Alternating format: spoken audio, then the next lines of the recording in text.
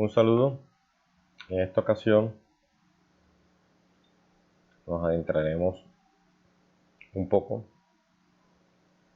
en un sector, en una aplicación asociada a mecánica de fluidos,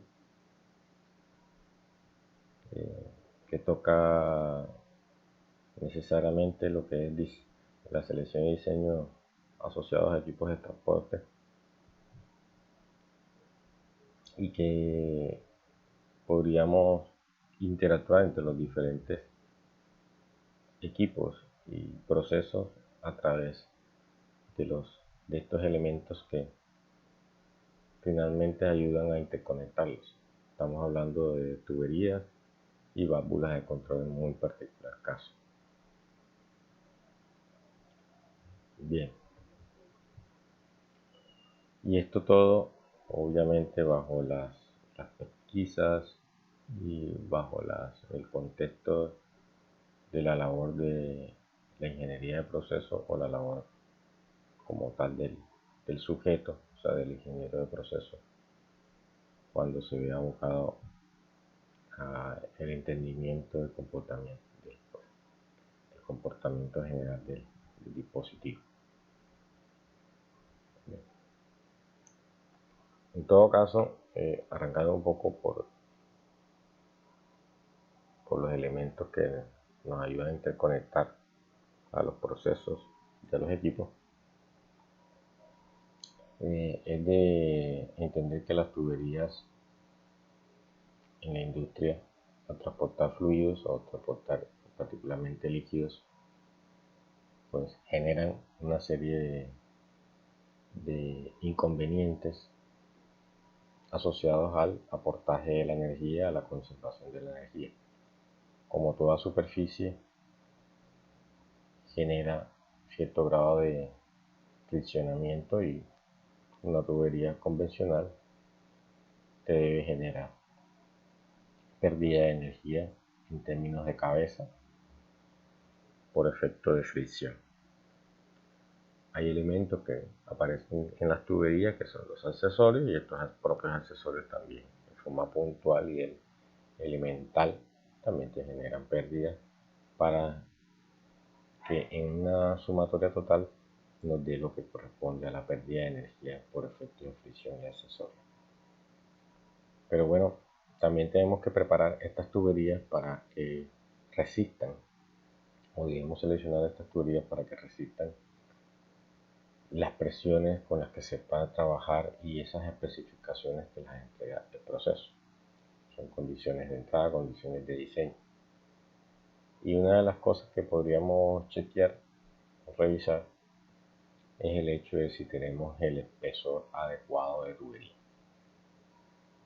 Y se debe entender que el espesor de tubería, independientemente de cómo se revise, en el sentido de bajo qué norma de construcción estén revisando las tuberías, y aunque está bastante estandarizado para ciertos materiales, obviamente este concepto, pues no queda de más recordar que puede que haya variaciones con respecto a lo que aparece acá en la diapositiva. El asunto fundamental es que recuerda que las tuberías, sobre todo las de acero, vienen con un espesor en el cual se cataloga, bueno, o viene con un dimensionamiento que se cataloga bajo el concepto de diámetro nominal, que no viene siendo ni diámetro interno ni diámetro externo del tubo, simplemente un diámetro de estandarización de conocimiento, ¿sí?, de identificación del tubo, de construcción del mismo, y que el espesor va creciendo dependiendo del schedule, va creciendo hacia adentro. Significa esto que, por ejemplo, una tubería de 4 pulgadas, por hablando del schedule, crece hacia adentro. Por ejemplo, una tubería de 4 pulgadas, schedule 40, y una tubería de 4 pulgadas Sketchul 80 tienen el mismo diámetro externo para dar la oportunidad de conectar entre ellas con facilidad, ¿no? Si consideran con el diámetro interno, pues el externo no fuese el mismo y entonces la interconductividad entre tuberías de 4 pulgadas o del mismo diámetro nominal no fuese nada fácil. ¿Cuál sería la diferencia? Que, por ejemplo, el Sketchul 40 para el mismo diámetro nominal posee menos espesor que el 80, o que el 80 tiene mayor espesor que el de 40. Significa esto que en 4 pulgadas Sketchul 40 tendría menor diámetro interno, ya que tengo más espesor en comparación con el 40 a 4 pulgadas. Y así podríamos sacar conclusiones generalizadas. Esto, fíjate que este tipo de diseño y esta información nos repercute primero porque necesitamos conocer si la tubería resiste las presiones con las que se van a trabajar. Primer detalle. Y segundo, porque afecta directamente al diámetro interno de la tubería. Y el diámetro interno de la tubería es el diámetro que se usa para los cálculos de mecánica de fluidos en términos de número de Reynolds, factores de presión, cabezas de energía, etcétera, etcétera, etcétera. Bien. Entonces, el espesor de tubería, que es el Sketchul, ¿no? El Sketchul, o número de lista también, bien, se asocia, bueno, se puede hacer el cálculo a través de la expresión que aparece aquí. No voy a entrar en detalles en esta situación, pero lo que sí quiero remarcar, digamos que es que al realizar esta expresión podríamos tener algún tipo de dificultad que debemos aprender es a consultar la fuente para entender cómo funciona. Básicamente es eso.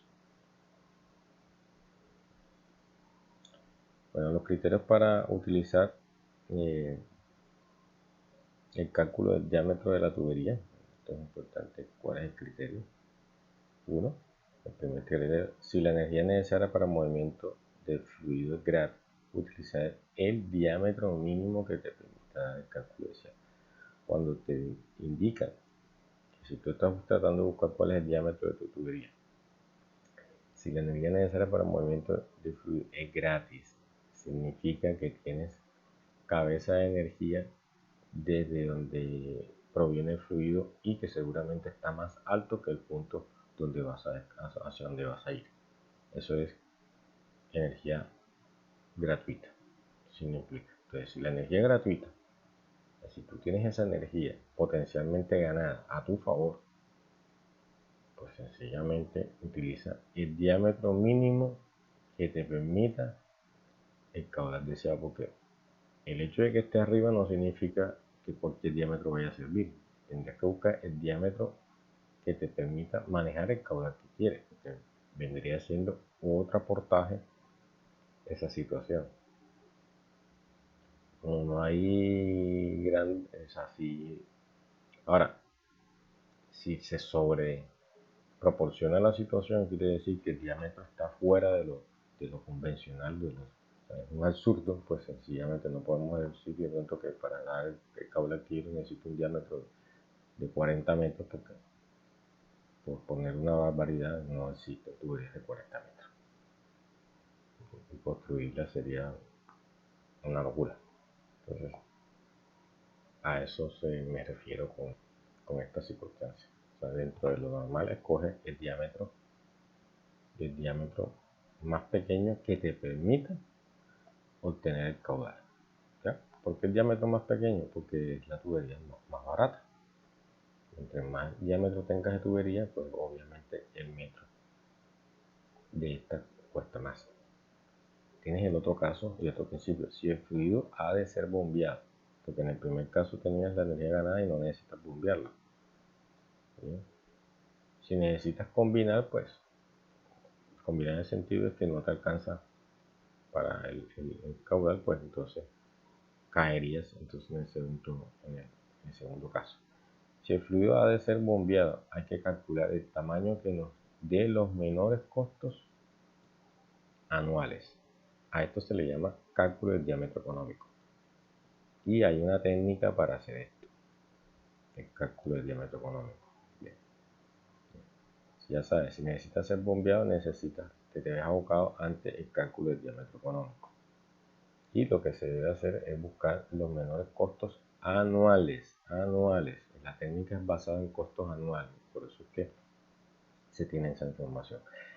En los libros típicos de mecánica de fluido, también en el libro de texto, en el capítulo número 6, si no me equivoco, siempre tendrás este tipo de información como la que aparece aquí, velocidades típicas y caídas de presión permisible que pueden utilizarse para estimar diámetros de tubería. Y esto normalmente se hace, este tipo de recomendaciones se tienen cuando de pronto necesitas arrancar el cálculo y todavía no tienes el diámetro. ¿Bien? No significa que de esta manera es que vas a encontrar el diámetro, significa que puedes avanzar en un cálculo basado en estas velocidades, porque si tienes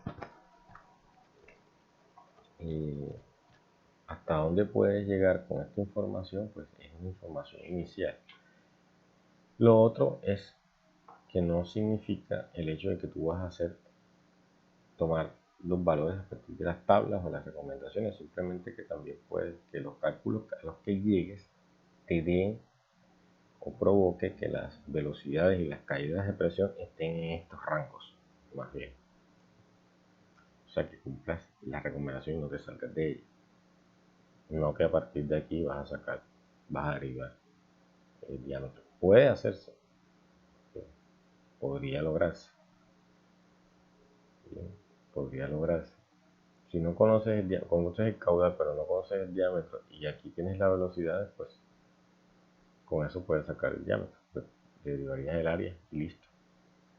Podrías recomendar cuál sería el área. A partir de eso tendrías el área recomendada o el área que provocaría que cumplas estos rangos. Aunque pueden hacerse por otro método, alcanzar el diámetro y luego compararse si las velocidades que alcanzas con respecto al caudal que tienes están dentro de los rangos.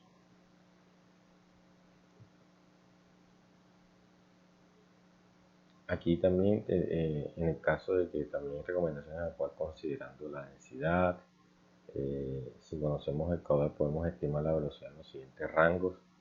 Velocidad de líquido, aquí tenemos velocidades óptimas en líneas de líquido, rango óptimo de velocidad, sea en pies por segundo, en metros por segundo. En tubería vas a encontrar una serie de recomendaciones de diseño muy particulares. Siempre habrá hasta correlaciones que existen que te dan los diámetros de tubería especificados bajo ciertas circunstancias y ciertas sustancias. Por ejemplo, si estás trabajando con agua en un cierto rango de temperatura u otro tipo de material. En el diseño de las tuberías, considerar el caudal máximo, no el nominal, aumentar entre un 20 a un 50%. Significa que siempre tengas un colchón en los cálculos que hagas, básicamente. Recordemos cuando estábamos hablando lo del cálculo del diámetro económico, o sea, cuando estás abocado al caso de que tienes que bombear, y tras de eso, entonces, aparte de bombear, necesitas estimar el diámetro porque no lo conoces. Entonces, ¿cuál es la técnica? ¿Cómo se hace? Bueno, hay dos formas de hacerlo, bueno, no dos formas. Una manera de revisar para visualizar la información. El costo de inversión aumenta con el diámetro de tubería, mientras que los costos de bombeo disminuyen con el diámetro de tubería. El cálculo consiste en obtener el óptimo de la curva. Significa esto, mira, que en ese tipo de casos lo que se va a tomar es probar cada uno de los diámetros comerciales, posiblemente para ese material, bien, en el caso que tengas, y sacas lo que son los costos de tubería y los costos de bombeo. Se entiende el costo por tubería, el costo que cuesta, que involucra el hecho de comprar la tubería en la longitud que te corresponde. Bien, pero entonces la longitud para todos los tubos comerciales es la misma. Lo que cambia de cada tubo sería el diámetro. Entonces tendrías que tener una información de cuánto es el costo de las tuberías comerciales. Y por el otro lado, tendrías lo que es el costo de bombeo, o sea, los costos asociados a consumo de energía por parte de la bomba, básicamente, ¿cierto? Como recomendación general, estos costos de bombeo no se sacan, no se toman basados en la cabeza que necesita desarrollar la bomba, o sea, no a partir de la cabeza del sistema. Se sacan normalmente solo con la cabeza de fricción, porque lo que hace diferente o poderosamente diferente a cada uno de los posibles diámetros que utilices para el cálculo, el hecho es que va a tumbar, lo que va a generar es la caída de presión por efecto de tubería, porque los otros factores, o sea, si hay que levantarlo 10 metros, no importa si hay que levantarlo 10 metros con un diámetro de media pulgada o con un diámetro de 24 pulgadas, igual lo vas a levantar 10 metros. Si la diferencia de presiones está definida, eso no, nada tiene que ver con los diámetros. O sea, por eso es que nada más la cabeza de bomba, en ese caso se toma como si fuera la cabeza de fricción, y a partir de ahí se sacan lo que es el costo de bombeo. Sumado los dos, te va a dar que entre mayor diámetro, entre menor diámetro, tendrás costos de bombeo altísimos porque la fricción es muy grande y costos de tubería bastante bajos. Entonces tendrás, si vas sumando cada uno de los dos, lo que hay que buscar es, sumado a los dos, tendrías el costo total. Y el costo total vendría siendo el punto de más bajo, eso se anualiza, o sea, se revisa hacia un año y tú vas a conseguir, digamos, el costo más bajo que te dé para estos tubos. En este caso, por ejemplo, si revisamos aquí, pareciese que fuese entre casi por aquí, 2.5, que es donde viene la curva. Mira, viene bajando, viene bajando, viene bajando, viene bajando, viene bajando. Eso no viene. Si el diámetro que encuentra no es el correcto, pues no es comercial, pues por ejemplo estoy probando con diámetro numéricamente hablando y no con diámetros comerciales, pues entonces tienes que buscar el diámetro comercial que se le acerque más.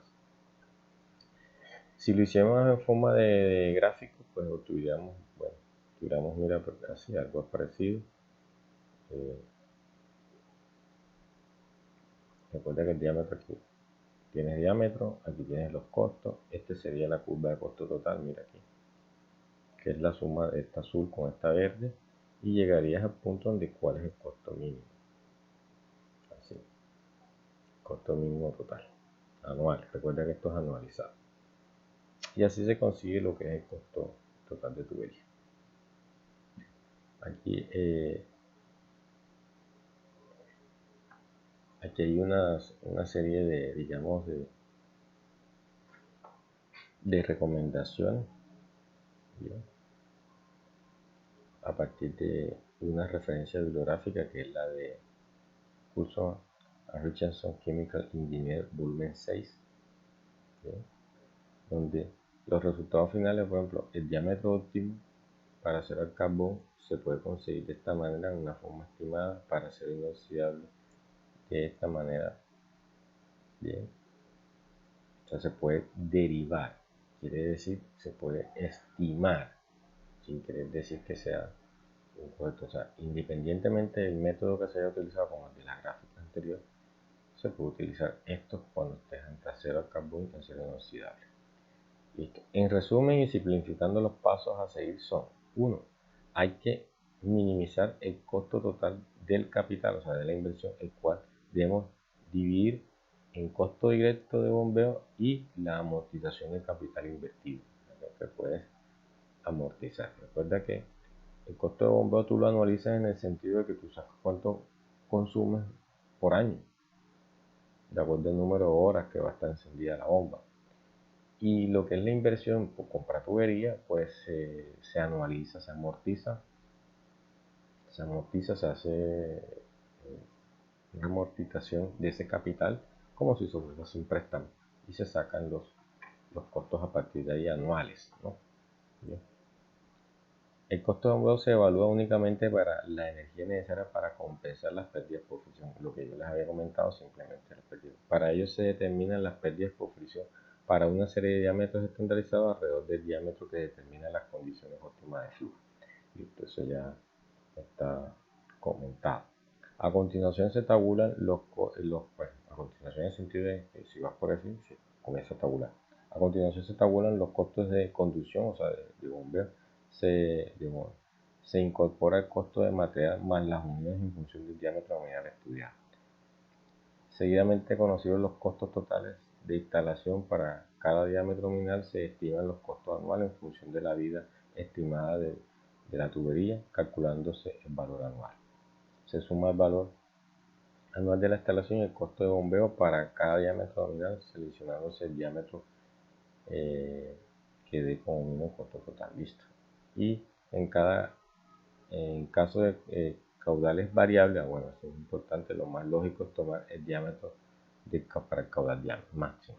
Si tienes un rango de caudal, pues trabaja con el caudal máximo.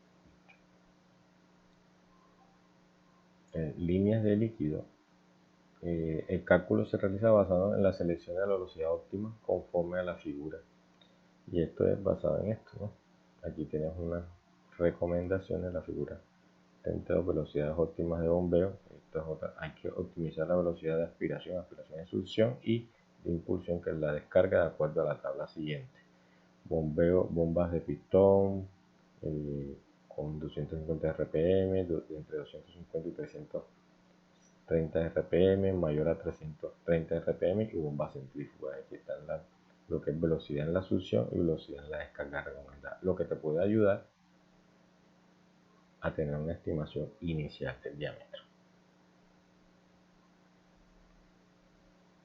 Cuando tienes aquí líneas de dos fases, o sea que tienes por lo menos tienes líquido vapor, ¿sí? La línea de gases, aquí aparecen las recomendaciones, la figura esta de líneas de gases para la figura 33. Y digo esto, dependiendo de la fuente bibliográfica, tú vas a encontrar esta información con mucha facilidad en libros de diseño. Y existen nomogramas para determinar, digamos, aquí aparece lo que es tamaño de tubería y demás, por ejemplo. Mira, aquí está tabulado los tamaños para el SketchUp 40 estándar y el SketchUp 80. Bien. Y llegamos entonces a lo que es, dejando un poquito de lado lo que es las tuberías, encontramos lo que es el dimensionamiento de válvula de corte. Entonces podemos distinguir entre válvula de corte, ¿bien? ¿Qué es una válvula de corte? Entonces vamos a ver. Tenemos lo que es una válvula de corte, ¿no? El coeficiente de resistencia K, la K de él, es el valor característico. Una válvula de corte es que está abierto o está cerrado. Sencillo. Una válvula de corte es una válvula que está construida para estar abierta o estar cerrada. Es la típica válvula que le llamamos on-off. Abierta o cerrada. ¿Listo? También tenemos lo que son las válvulas de control. Bueno, a la válvula de corte lo que lo caracteriza es el coeficiente K. Sencillamente. Tiene una K de tanto, porque es la K cuando está abierta. Recuerde que la K, o coeficiente de resistencia, es un coeficiente que está asociado a la correlación que te pegan en Crane, que es longitud equivalente sobre diámetro, que eso ya está estandarizado, multiplicado por el factor de fricción en la zona completamente turbulenta, que sí hay que determinar para cada caso. Y tenemos otro grupo de válvulas que le llamamos válvulas de control. Se caracteriza porque el coeficiente de tamaño de la válvula se llama C sub V o K sub V también. Entonces, C sub V se define como el coeficiente de caudal de la válvula, se sube como el número de galones americanos de agua que a 60 grados Fahrenheit atraviesan por minuto una triangulación, produciendo una caída de presión de un P6. Se define con esta expresión matemática, donde Q aquí es el caudal en galones por minuto, F es peso específico, la gravedad específica, delta de P la caída de presión diferencial en PSI. Entonces a esto lo vamos a ampliar un poquito más adelante y todo esto que también, y estos elementos que aparecen acá, estas correlaciones para que las podamos entender un poco mejor. Pero si tenemos, los fabricantes nos indican el valor de C sub V nominal con apertura máxima y nos pueden identificar cómo es la característica del caudal lineal, isoporcentual o isoporcentaje, también llamada exponencial y de rápida apertura. O sea, este es el comportamiento que se grafica normalmente en la característica de caudal de válvula de control o la característica inherente. El porcentaje máximo de caudal versus, por ejemplo, aquí tiene porcentaje máximo de caudal versus porcentaje de carrera, quiere decir el recorrido de 0 a 100%, dependiendo de lo que es la válvula de control, con respecto al porcentaje de caudal que puedas tener, que va de 0 a 100%. Entonces el comportamiento puede ser este tipo. El comportamiento más sencillo es el lineal, aunque no necesariamente sea el que se consiga. En el sistema europeo se utiliza como coeficiente K sub B. Esto no está estandarizado, pero es la forma más aceptada de caracterizar a la válvula. Recuerda, la válvula control no se caracteriza por la K necesariamente, sino con un coeficiente que se llama C sub V o K sub V. Entonces K sub V es el número de metros cúbicos de agua a 15 grados centígrados que se pasa a través de una válvula cuando la presión diferencial es de un bar. Tiene una expresión básicamente igual a la de C sub V, solo que caudal, caída de presión está en otras unidades, estaría en metros cúbicos por hora y la presión. Si hacemos un análisis rápido de las unidades, pues como que no te va a dar, porque sencillamente si K sub V y C sub V tienen las mismas unidades que su correspondiente Q, ¿sí? Dentro de la raíz aparece una cosa que es el peso específico, que no tiene unidades, y aparece la diferencia de presión que sí las tiene. Por ejemplo, en el caso de K sub V la tiene en bar y en el caso de C sub V la tiene en PSI. Y ahí saldría de esa expresión sería o PSI a la 1 medio, a la menos 1 medio, o bar a la menos 1 medio, ya que la presión está dividiendo, por eso digo a la menos 1 medio. Y entonces esto no estaría compensando el hecho de las unidades. Por eso es que hay que revisar bien de dónde proviene. C sub V y K sub V tienen una relación, por ejemplo, C sub V es 1.156 veces el K sub V. ¿Bien? Despejando la caída de presión, podemos despejar el valor del coeficiente de resistencia K y la válvula. Por ejemplo, se cumple que la K de la válvula es 891 por el diámetro al cuadrado dividido entre C sub V al cuadrado, cuando el diámetro está en pulgadas en este caso. Y K también es igual a 1.6 por 10 a la 9 multiplicado por el diámetro a la 4 entre K sub V al cuadrado. Si queremos trabajar con gases, ya se utilizan estas expresiones que están acá abajo. Estas que están acá, estas es para líquido, líquido, líquido, líquido, gas, gas, gas. Bien, aquí voy a ampliar un poquito lo que es esos conceptos de dónde provienen. Lo que es el dimensionamiento de válvula de control, partamos de las definiciones. C sub V, que es el coeficiente que caracteriza una válvula, es la cantidad de galones americanos de agua a 60 grados Fahrenheit que atraviesan en un minuto una estrangulación generando una caída de presión de un PSI. Una estrangulación es la válvula, ¿no?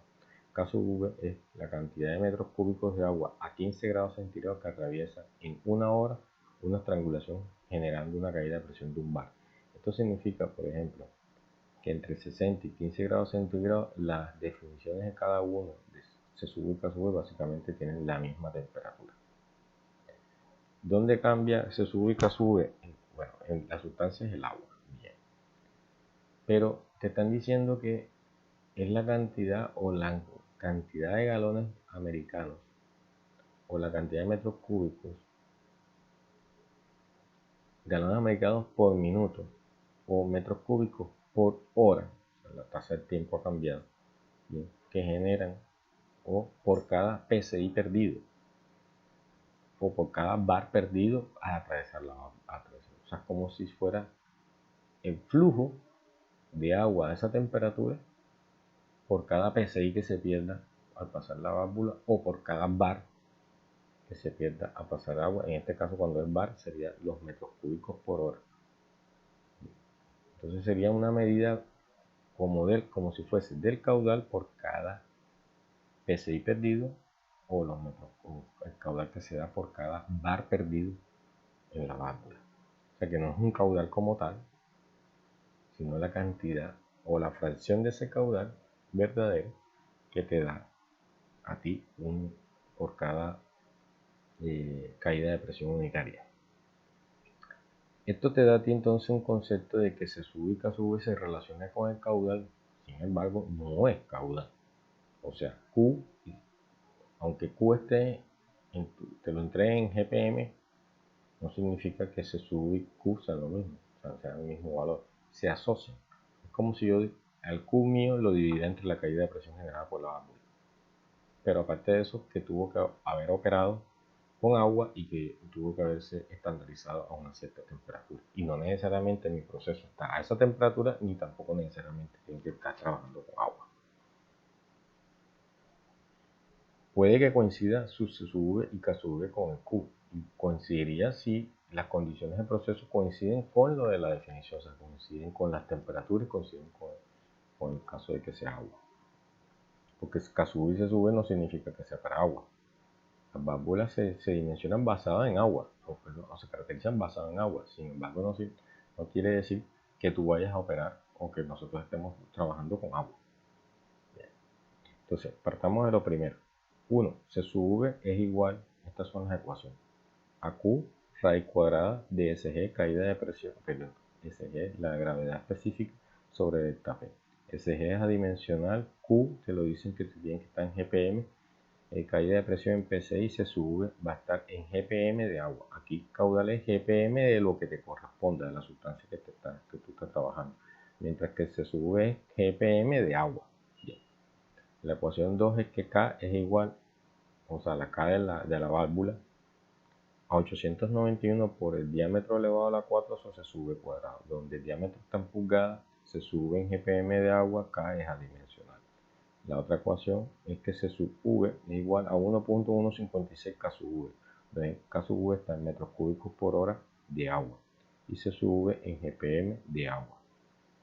La ecuación 4 es que K sub V es igual a Q por la raíz cuadrada de SG sobre delta P, donde SG es adimensional, pero recuerda que es la gravedad específica, Q en metros cúbicos sobre hora, y la caída de presión en bar, K sub V en metros cúbicos por hora de agua.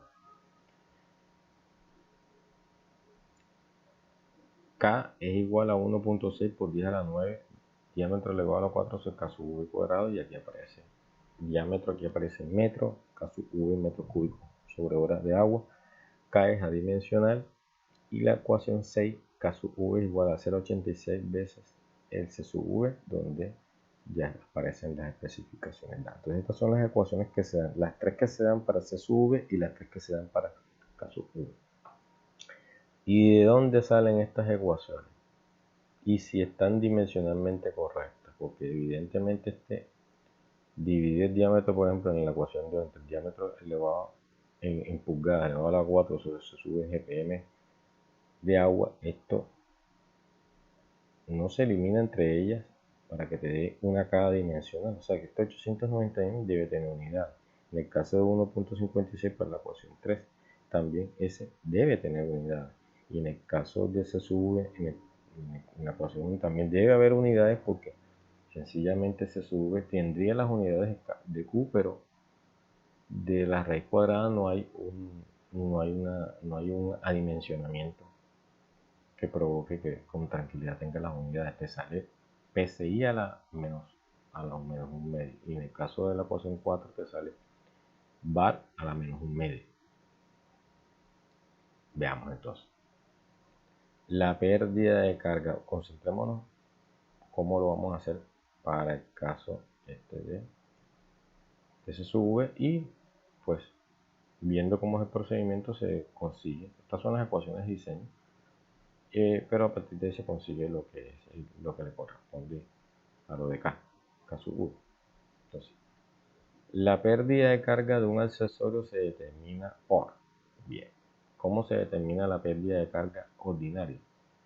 La caída de presión, o sea, es la cabeza del accesorio, ¿cómo es?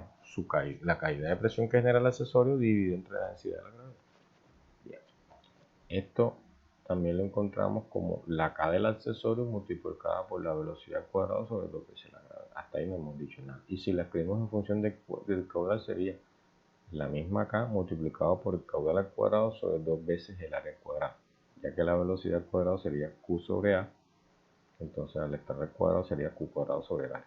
¿Por qué dejamos el área indicada? Porque puede ser un área circular o no, que no lo sabe.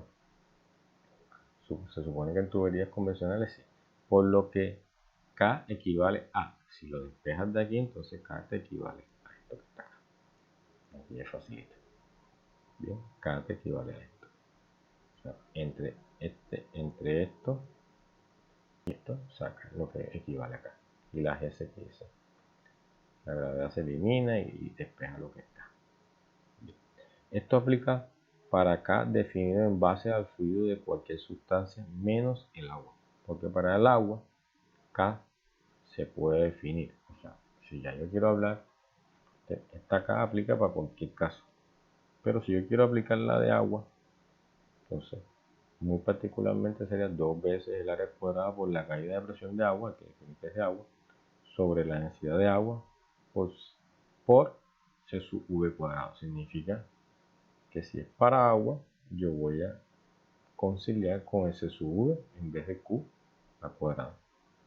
Y no solamente para el agua, sino que esté a los 60 grados Fahrenheit también. Y esto para esta temperatura. Listo. O sea, esta definición de K es utilizando agua a 60 grados Fahrenheit. Bien. En todo caso, K no depende de la naturaleza. En cambio, bueno, hago una aplicación. En cambio, esta K que está aquí es para cualquier sustancia a cualquier temperatura. Bien. Este es el caso particular a 60 grados Fahrenheit para el agua. Mira las dos que tienes. La K para el caso, y si la tienes a 60 grados Fahrenheit y con agua, se acerca el concepto de, te va a dar que Q va a ser el mismo C sub V. Por eso es que he reemplazado a Q por C sub V, porque estoy coincidiendo con las condiciones de la definición.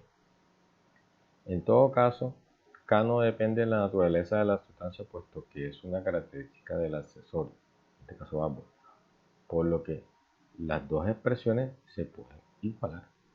Quiere decir que si yo quisiera buscar la K, bien, podría igualar tanto la primera como la segunda, porque la primera es el caso general y la segunda es un caso particular.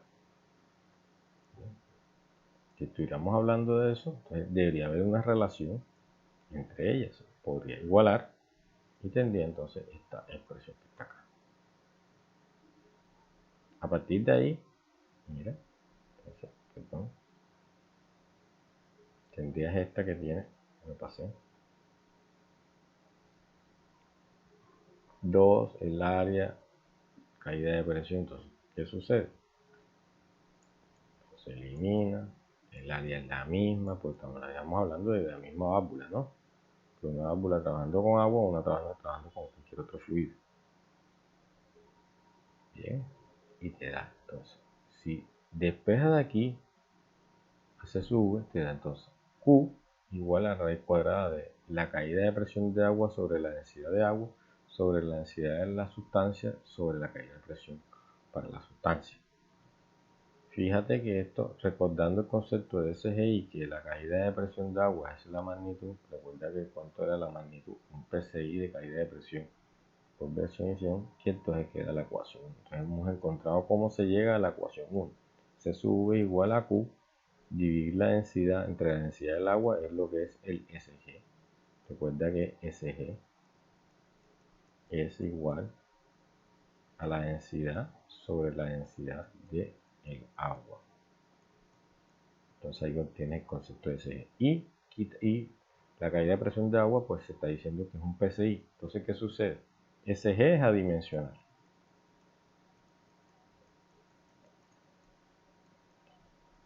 Y este es en PSI.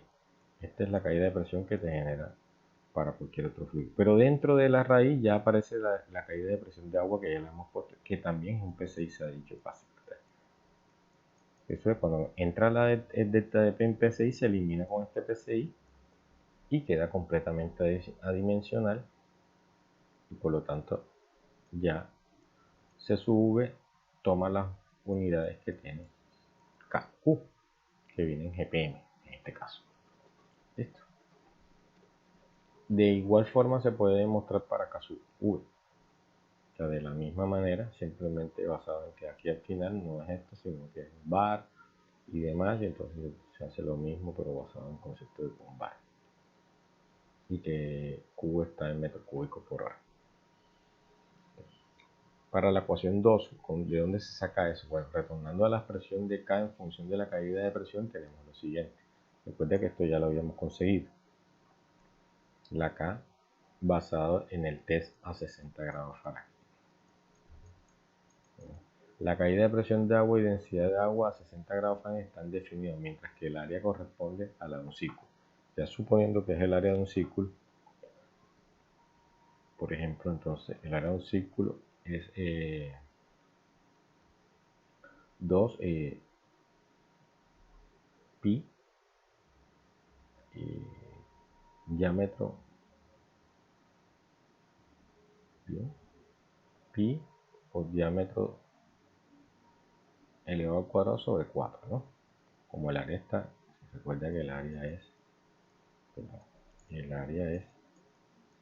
pi por el diámetro elevado al cuadrado sobre 4. Entonces el área al cuadrado sería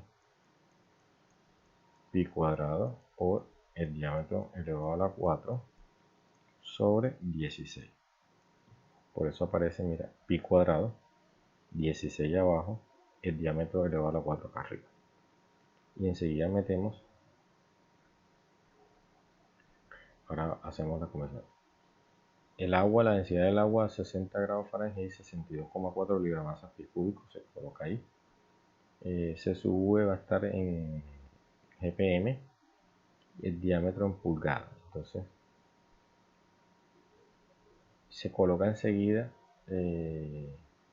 las unidades también de la caída de presión. Recuerda que la caída de presión es un PSI. Un PSI es una libra fuerza sobre pulgada cuadrada.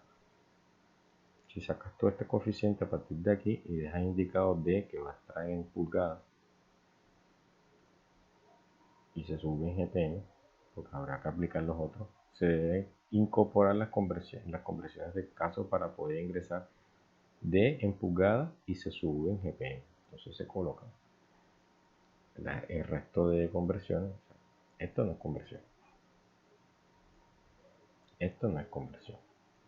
Entonces anulado, sacar 2 entre 16. Esto sí es conversión. Esto es conversión. 12 pulgadas a pie. Esto también es conversión. Esto también es conversión. Entonces cuando sacas todo esto, la unidad queda 890.59929061 GPM cuadrado sobre pulgada cuadrada. Quiere decir que el diámetro va a entrar en pulgadas y se sube en GPM. Y ya hemos sacado la segunda ecuación, de donde sale ese coeficiente 890. La tercera, del caso de C sub V. Conociendo las expresiones del coeficiente de paso de la válvula K para el sistema inglés e internacional se tiene. Entonces, ya si se tienen, entonces 890.59 GPM cuadrado sobre pulgada a la 4 igual a este coeficiente, ¿sí? Y sacar las relaciones, entonces pues, conoce.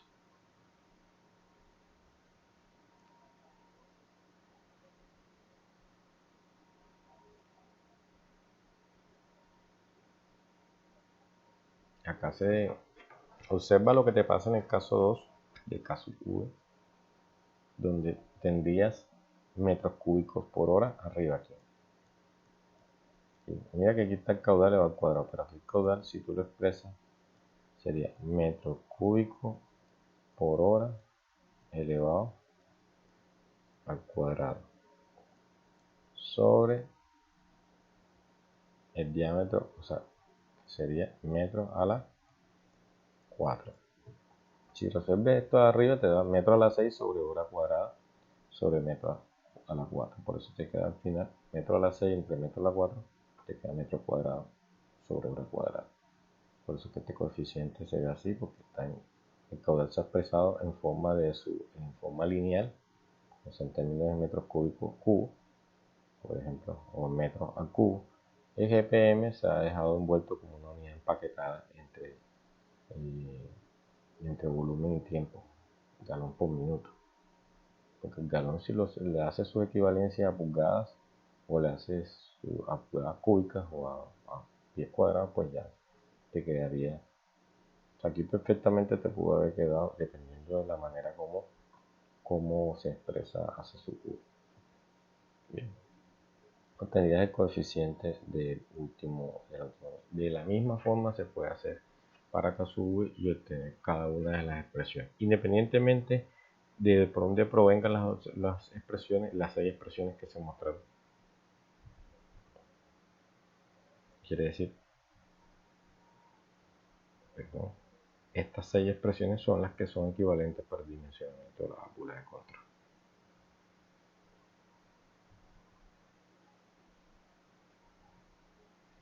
Un elemento que hay que tener en cuenta son las fallas y mal funcionamiento de la válvula de control. Existen fenómenos que pueden tener efectos significativos sobre la operación de la válvula de control. Estos fenómenos los tienes que tener en cuenta.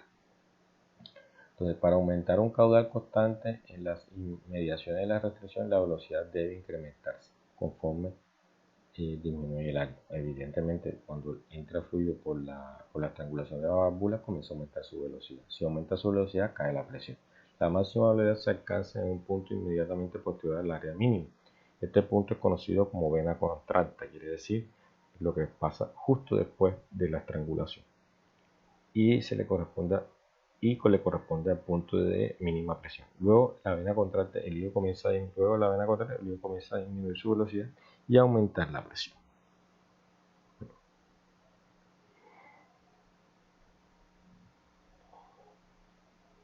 Luego de la vena contracta, el líquido comienza a disminuir su velocidad.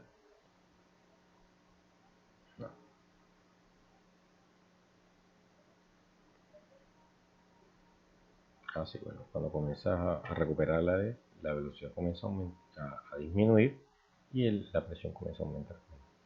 Entonces lo que te genera esto es que la caída de presión dentro de la válvula es una caída. Este delta P es la caída de presión que ya definitivamente por entrar y salir, pero no quiere decir que la presión antes de la válvula venía en P1 y llegó a P2 y listo, no. Llega a P1, entra, cae y comienza a recuperarse, pero con la recuperación que ya no vuelve a recuperar estando en P2. Entonces la caída de presión permanente es la diferencia entre P1 y P2. El asunto es qué te pueda llegar a pasar aquí. Quiere decir que tú siempre tienes, por ejemplo, la presión de vapor y que no sea que en este bajonazo vayas a caer debajo de la presión de vapor, porque entonces la bomba comienza, la válvula comienza a tener problemas, porque si esta presión cae por debajo de la presión de vapor, te puedes encontrar en una cavitación espontánea. Y entonces las válvulas también pueden cavitar. Bien. Cavitación en válvula. El fluido, al atravesar la restricción de la válvula, se produce un rápido incremento de la velocidad de circulación acompañado por una disminución de la presión. O sea, este caso. Si tienes la presión de vapor por aquí, vienes tú en tu recorrido, estrangulas la válvula comienza a caer, cae la presión, comenzó la presión con el recorrido y resulta que cae más bajo que la presión de vapor. Entonces, cuando esto sucede, aquí se te van a formar burbujas. Y cuando comienza a crecer la presión, comienza a aumentar la fuerza sobre esa burbuja e implosiona.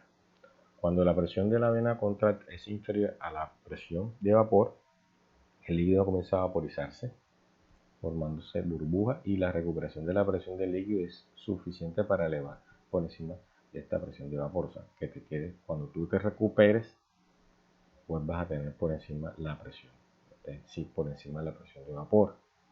Entonces las burbujas comienzan a implotar, produciéndose la cavitación.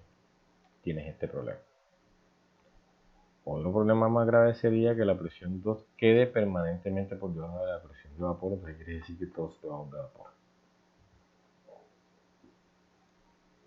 Bien, esto hay que tratar de evitarlo, o sea, por efectos de diseño hay que corregirlo. Habrá documentos que podamos consultar donde veamos esta situación para evitarla, ¿no? Otro problema es el flujo ahogado en válvula. Existe flujo ahogado cuando la presión en la vena contracta es inferior a la presión de vapor del líquido circulante. Que es lo que dije yo, que te quedes por debajo de la presión de vapor permanentemente. Y además la recirculación de la presión de este líquido no supera la presión de vapor. Bueno, este caso es el choke flow, o flujo ahogado. En este caso, además del daño físico, la vaporización instantánea tiende a hacer disminuir el caudal, dado que las burbujas entorpecen el paso del líquido y puede llegar inclusive a bloquear. Te pueden llegar a bloquear. En el caso de choke flow, una disminución en el destape de la válvula no se ve correspondido por un aumento del caudal. Bien, una disminución en la caída presional no se ve correspondido con el aumento de caudal. Entonces aquí estás en condiciones de flashing, o sea, tienes condiciones de flasheo, quiere decir de evaporación espontánea o evaporación en flash, como las que suceden en los evaporadores flash o los destiladores tipo flash. Entonces tienes esa espontaneidad. En el caso anterior se te generaban válvulas y como otra vez volvías a presionar, o cuando en otra parte del cuerpo de la válvula había nuevamente recuperación de presión, pues implosionaba, y eso es un daño para la válvula, evidentemente, y cavita básicamente como el de una bomba. Pero aquí es que te quedas hecho vapor, todo el líquido se queda como vapor, y esto te puede generar un tapón acolchonado, que es lo peor, porque el gas, recuerda que es más, se puede comprimir, pero está flashado, y tal vez tú necesitas el líquido, tal vez no, seguramente el líquido no lo necesitas como vapor, lo necesitas como líquido. Por eso que al seleccionar la válvula también tienes que tener en cuenta aquellos problemas con los cuales lidia una válvula. Pues hemos dicho aquí flujo ahogado y la cavitación. Zona de trabajo de la válvula. Bueno, a la válvula le tienes que encontrar, digamos, la zona en la cual la puedas seleccionar. Quiere decir, por ejemplo, todo el recorrido de la válvula no es apto para la regulación de la presión, y tampoco tienes que tener en cuenta lo que está pasando con la bomba, las características reales de la bomba. ¿Bien? Entre lo que pasa con la bomba y lo que pasa con la válvula. O sea, el caudal que necesitas bombear basado también en el caudal que la válvula pueda regularte. ¿Bien? El rango óptimo normalmente de trabajo de la válvula no es entre el 0 y el 100% de su apertura y su cierre. Hay un rango más pequeño en el cual ella es óptima. Veamos a ver adelante. Normalmente es entre el 20 y el 80%, o sea, entre el 0 y el 100% de su apertura. No es recomendable regular caudal o no caer en esa zona para para regular el caudal. Y entre el 80 y el 100% tampoco, porque son zonas de baja sensibilidad del cierre o de la apertura.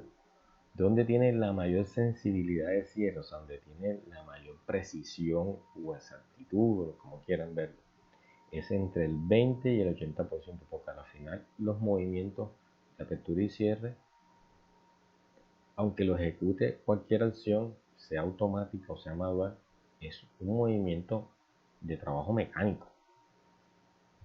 Bien, un trabajo mecánico el que se está haciendo ahí. ¿Quién ejecuta el trabajo mecánico externo? Es otra cosa. ¿Quién mueve el básquet? No, esa es otra situación. Si lo mueve una mano humana o si bueno, un automatismo, eso ya es otra cosa. Entonces, es caer, digamos, que el caudal con el que tú vayas a trabajar esté dentro de la zona digamos, de sensibilidad de la válvula entre el 20 y el 80%, a veces un rango hasta un poco más pequeño. ¿Bien? Estas son las características de la válvula instalada, de las diferentes que hay. Normalmente vamos a hacer recorridos lineales para cuando hagamos los ejercicios. O sea, de lo contrario tendríamos que tener todos los datos de caracterización de la válvula para saber cómo son sus curvas. Y digamos las características de cada una de las válvulas también te las da el fabricante. El fabricante te da la información de este tipo de comportamiento. O sea, el recorrido versus el caudal máximo te lo da. O te grafica recorrido, porcentaje de apertura contra C sub B también, o contra K sub B también, no necesariamente contra caudal, también te lo puede contra C sub B, y ahí obtienes la información, digamos, de la característica. Así como hay curvas de bomba, existen lo que es la curva inherente de la válvula de control. Muchas gracias por tu atención, espero haya sido útil esta información. Nos vemos en una próxima ocasión.